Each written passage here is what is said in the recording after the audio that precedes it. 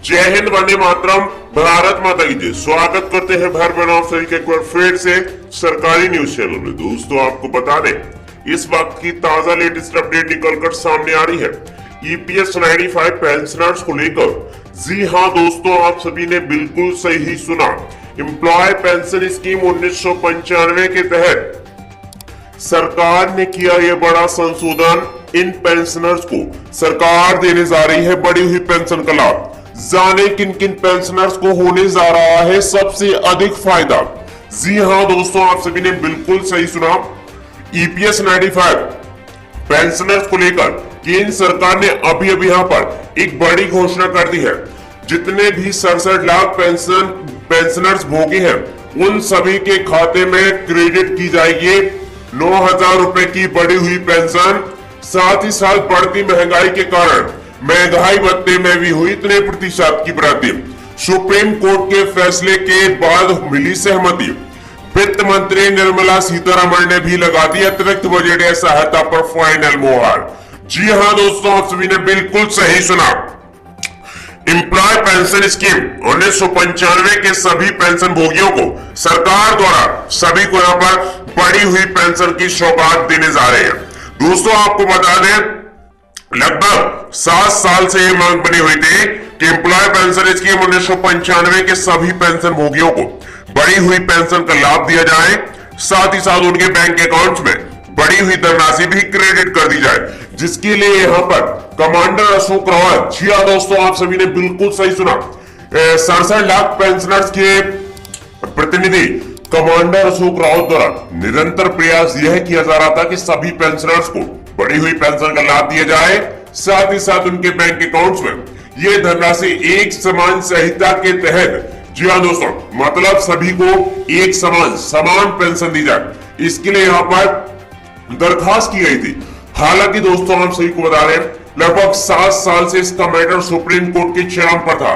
मतलब supreme court में इसका मैटर चल रहा था और सरकार इस पर यह फाइनल निर्णय नहीं ले पा रही थी कि सभी पेंशनर्स को एक समान संहिता के तहत इस पेंशन का लाभ दिया जाए या फिर अभी भी यहाँ पर पेंशन में यहाँ पर रुकावट दे दी जाए। दोस्तों आपको बताते, सुप्रीम कोर्ट की 12 सदस्यीय समिति का गठन पिछले ही साल किया गया था।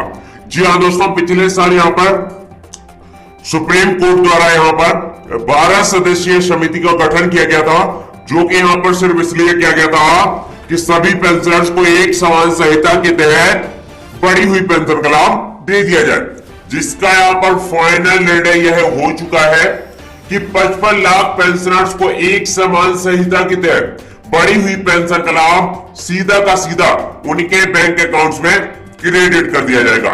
तो दोस्तों आपको बता दें, सुप्रीम कोर्ट ने क्या कहा है, क्या सभी पेंशनर्स को एक समान संहिता के तहत बढ़ी हुई पेंशन का लाभ दिया जाएगा या फिर अभी भी पेंशनर्स को वेट करना पड़ सकता है। दोस्तों आपको बता दें, एनएससी के अध्यक्ष कमांडर अशोक रावत द्वारा यहाँ पर पूरा का पूरा चार्ट तैयार करा लिया गया है और आपको इस वीडियो में पूरी खबर विस्तार से बताने वाले हैं। तो दोस्तों आप इस वीडियो में बिना रुकावट के बने रहिएगा। साथ ही साथ ईपीएफओ द्वारा जो हाल फिलहाल में तत्कालीन प्रभाव से नोटिफिकेशन जारी किया गया है, उसके बारे में भी आपको विस्तार से बताने वाले हैं। तो आप इस वीडियो में बने रहिएगा। दोस्तों इस वीडियो को बनाने में हमें काफी मेहनत लगती है, तो इस वीडियो को दिल से लाइक करने के बाद, चैनल को सब्सक्राइब करने के बाद और नोटिफिकेशन जरूर ऑन कर लीजिएगा। चलिए दोस्तों वीडियो स्टार्ट करते हैं। बड़ी खबर, एम्प्लॉय पेंशन स्कीम न्यूनतम पेंशन होगी 9,000 रुपए। 16 नवंबर को ईपीएफओ का बोर्ड ले सकता है फैसला। जी हाँ दोस्तों, आप सभी ने बिल्कुल सही सुना। एम्प्लॉय पेंशन स्कीम क्या न्यूनतम पेंशन मिनिमम पेंशन बढ़ने वाली है। 1,000 रुपए से बढ़ाकर 9500 रुपए किया जा सकता है। पेंशनर्स की डिमांड तो यही है, लंबे समय से चर्चा भी चल रही है। मामला सुप्रीम कोर्ट में है, लेकिन फैसला ऑटोमेटिक बॉडी यानी ईपीएफओ को ही करना है। उम्मीद तो यही है कर्मचारी pension scheme, employ pension scheme में बढ़ोतरी संभव है। संसद की स्टैंडिंग कमेटी भी इस पर अपनी सिफारिश दे चुकी है। अब चर्चा है कि ईपीएफओ की अगली बैठक में इस पर कोई निष्कर्ष निकलेगा। हालांकि दोस्तों आप सभी को बता दें, ईपीएफओ ने 16 नवंबर 2021 को होने वाली central board of trustee CBT की मीटिंग का सर्कुलर जारी कर दिया है। बोर्ड में शामिल होने वाले कर्मचारियों को एजेंडा भी बता दिया गया है। हालांकि एजेंडा क्या रहेगा यह पब्लिश नहीं हुआ है। उम्मीद है कि पिछले लंबे समय से चल रही कर्मचारी पेंशन स्कीम में मिलने वाली न्यूनतम पेंशन मिनिमम पेंशन पर फैसला हो सकता है। दोस्तों आपको बता दें, न्यूनतम पेंशन 9,500 रुपए होगी। मिनिमम पेंशन 1,000 रुपए से बढ़ाने की डिमांड है। लेवल मिनिस्टर भूपेंद्र यादव की अध्यक्षता में इस पर 16 नवंबर को चर्चा हो सकती है। मार्च 2021 में संसद की स्टैंडिंग कमेटी ने मिनिमम पेंशन यूज की राशि को 1,000 रुपए से बढ़ाकर 3,000 रुपए तक करने की सिफारिश की थी। हालांकि पेंशनर्स डिमांड है कि पेंशन राशि बहुत कम है, इसे बढ़ाकर कम से कम 9,000 रुपए किया जाना चाहिए। तभी सही मायने में ईपीएस रेडिफाइड पेंशन धारकों को फायदा मिलेगा। मौलिक अधिकार है पेंशन। जी हाँ दोस्तों, आप सभी ने बिल्कुल सही सुना। ईपीएफओ बोर्ड मेंबर और भारतीय मजदूर संघ के जनरल सेक्रेटरी ब्रजेश उपाध्याय के मुताबिक 5 राज्यों के हाईकोर्ट ने पेंशन को मौलिक अधिकार माना है। इसकी सीलिंग को लेकर मामला सुप्रीम कोर्ट में विचाराधीन है। सीलिंग हटेगी तो उसका फायदा पेंशन में मिलेगा। हालांकि डिमांड है कि कर्मचारी की रिटायरमेंट से ठीक पहले ही आखिरी सैलरी के अनुसार पेंशन तय की जानी चाहिए।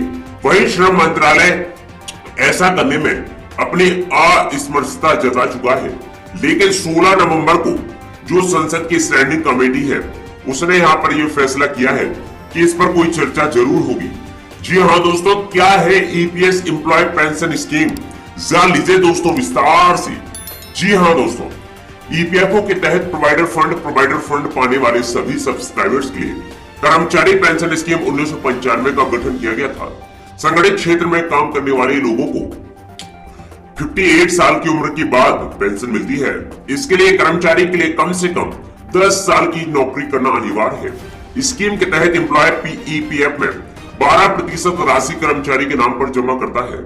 इसमें 8.33% रकम पेंशन अंडर ईपीएफओ के लिए दी जाती है। इसके तहत मिनिमम 1,000 रुपए की पेंशन दी जाती है। स्कीम में विधवा पेंशन बच्चों की पेंशन की सुविधा मिलती है। अगर कर्मचारी की नौकरी के दौरान 58 साल से पहले मौत हो जाती है तो उसकी पत्नी और बच्चे पेंशन पाने के हकदार होते हैं और या फिर नॉमिनी भी इसका हकदार होता है। दोस्तों आपको बता दें, अब आपको सरकार बढ़ी हुई पेंशन की सौगात देने जा रही है। तो इस वीडियो को दोस्तों लाइक करना आपका फर्ज बन जाता है। ये इस वक्त की ताजा बड़ी खबर निकल कर आ रही थी जो कि आप सभी को बताना बेहद जरूरी था। दोस्तों आप लोगों को कैसा लगा है कमेंट बॉक्स में जरूर बताइएगा।